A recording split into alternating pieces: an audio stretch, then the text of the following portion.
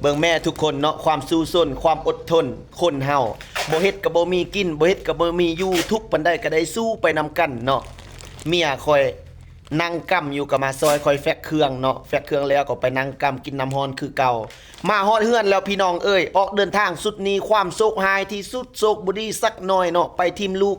ลาล่าเอาแต่น้ำตามาทั้งผัวทั้งเมียเนาะโอ้ยเว้าแล้วคิดฮอดลูกแล้วก็อุกใจไปนำเนาะพี่น้องเนาะแต่ก็สิ่งจำเป็นคาดมามันจิบ่ใหญ่บ่อยู่นำตัวเองแหละอย่าเย้อเนาะก็บ่เป็นหยังเกิดมาศาสนาก็ขอให้มันใหญ่มันสูงเนาะ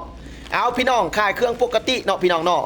ลูกค้าแต่ละคนเป็นจังไดช่วงนี้บ่าวพรวิไลไปบ้านบ่มีสัญญาณเน็ตและบ่มีสัญญาณโทรทางใดก็บ่ได้เนาะบ่ติดต่อหาเพิ่นเลยบ่มีสัญญาณเนาะพี่น้องเนาะมาขวดเบิ่งโทรศัพท์มื้อวานนี้ป้าที่โทรคนโทรสั่งเอาซาจักทางเบอร์จัก Messenger จัก WhatsApp เนาะเป็นกลุ่มอยู่มื้อนี้พอดีมาฮอดเฮือนก็ละจัดหนักจัดเต็มให้ลูกค้าเต็มอะยะบ่แม่พี่น้องเนาะก็เลยว่าบ่ร้อนเด้เอาใจลูกค้าเด้ก็ให้เมียมาแฟกซอยเนาะ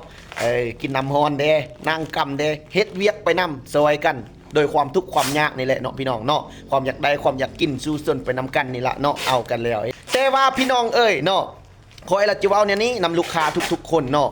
ถึงว่าอยู่บ้านใดเมืองใดสาขาใดก็ย่าหุงอรุณอนุสิทธิ์มีไส้เนาะจังสี่เนาะถ้าว่าสั่งเครื่องแล้วก็ขอให้ไปรับไปเอาเด้เนาะพี่น้องเนาะคันบ่มีเวลาก็บ่ต้องสั่งคันตัวเองบ่เอาก็บ่ต้องสั่งบ่อยากกินบ่อยากดีบ่อยากลองก็บ่ต้องสั่งมื้อนี้คอยไปเอาเครื่องอยู่อนุสิทธิ์น่ะเนาะหลังจากแล้วบุญสงกรานต์ปึ๊บเครื่องตีกลับนี่มี50ออเดอร์เนาะที่ว่าลูกค้าบ่เอาสั่งเครื่องไปแล้วบ่ไปเอาแล้วให้เครื่องตีกลับเนาะคอยไปเอามามื้อเช้านี้เนาะ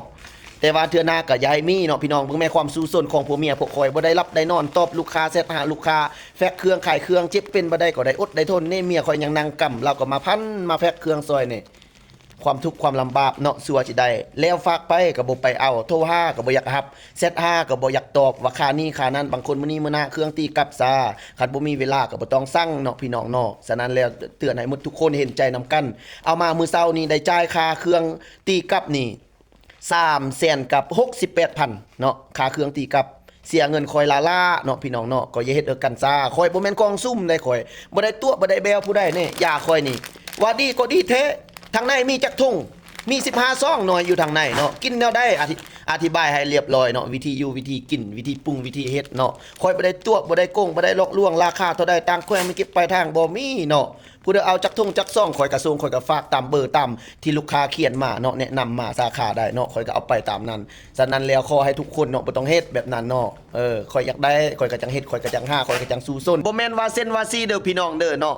ถ้าหากจำเป็นแท้ๆบ่ว่าแต่ลูกค้าแต่ละคนเนาะอยากให้มันเบอร์บนแอปที่ฝากเครื่องมันจังสบายเนาะเวลาเฮาไปฝากเครื่องอยู่อนุสิทธิ์แล้วเขาเจ้าคลิกบินออกมาแล้วเฮาจะเต็กส่งให้ลูกค้าเลยเนาะมันจังบ่ว่ากันยากฝากเบอร์ตั้งโต๊ะนี่บางเทื่ออยู่ชนบทเอาโทรหาบ่อยากติดเนาะบ่ว่าแต่เบอร์มือถือก็คือกันเนาะตามใจแท้ๆอยากเฮ็ดเป็นเบอร์ WhatsApp เด้อทุกคนเด้อทุกมือนี่นะความเอาใจลูกค้าบ่แม่เฮ็ดซ่าเด้มาแฟกเครื่องได้จบเสร็จลูกค้าเด้ทุกสิ่งทุกอย่างแม่นตัวเองเมิดบางคืนจนฮอดเนาะ1:00 น 2:00 น 3:00 นจึงได้นอนได้เนาะบ่แม่นธรรมดาสิ่งที่เฮาสิเฮ็ดได้เนาะเด้อทุกคนเด้อเอาซ้ำนี้ละเนาะแฟกแล้วก็จิไปฝากเครื่องให้ลูกค้าก่อนบัดนี้นะ